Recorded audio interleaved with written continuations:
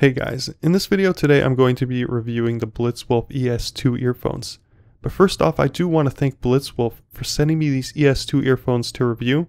So if you guys wanted to know from where to purchase them, I'll have links in the description below. So these right here are the BlitzWolf ES2 dual dynamic driver earphones. So first of all, they look exactly like the T6 earphones and very similar to the T8s which I've reviewed in the past. So starting with the design and build, you've got the stylish shells on the outside which are made entirely out of plastic. Then if you look on the outer edges of the shells, you'll see that there are silicone humps that are designed to grip these earphones in your ears.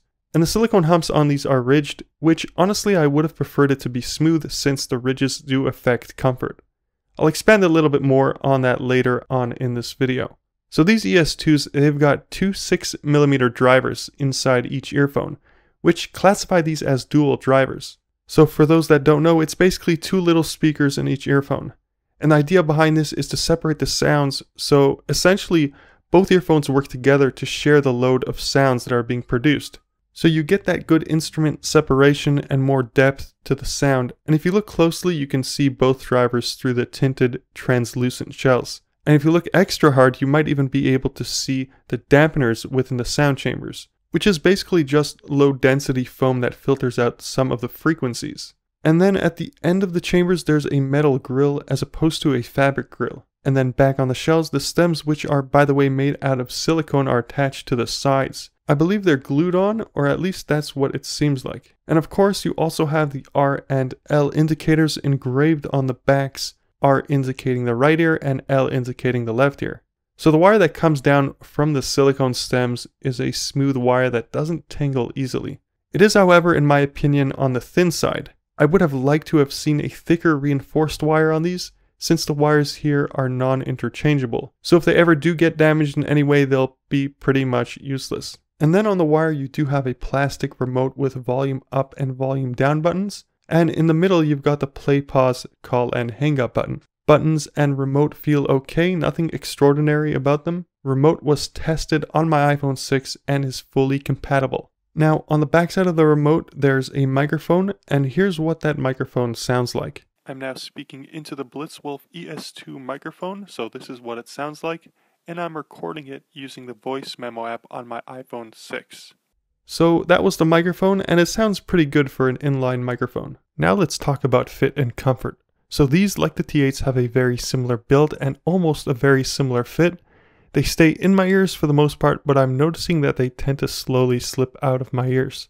Also, with that said, they aren't as comfortable as my T8s, and I think the reason that these aren't as comfortable as my T8s have to do with the fact that the silicone humps on the sides of these earphones are ridged. So the ridges on the humps, as much as they do look stylish, was a poor choice in the design of these earphones, in my opinion that is. They should have kept it smooth, since there is some irritation that's caused by the rough ridges on these humps within the ears. But I do feel it mostly when taking the earphones out and putting them back in my ears. So when it comes to wearing these for long periods of time, there could be slight irritation in the ears due to the ridged silicone humps that you see on the edges of these earphones. And for those wondering, these are not sport earphones. I would label them more for in-home and general use. Now let me speak about the sound on the ES2s, but before that I wanted to mention that the ear tips that these ship out with don't seal my ears properly, and this is because they're simply too small for my large ear canals. So I did end up using the silicone ear tips for my T8s in order to get that good seal for that good sound. And just a word of advice here, whichever earphones you plan on using, you want to make sure that you get a perfect seal in your ear canals in order to hear the sound and bass properly. So investing in a good pair of ear tips is crucial to getting that intended sound. I'll drop a link in the description below to a good pair of ear tips. So the sound quality is very good, instrument separation and sound stage is very good as well.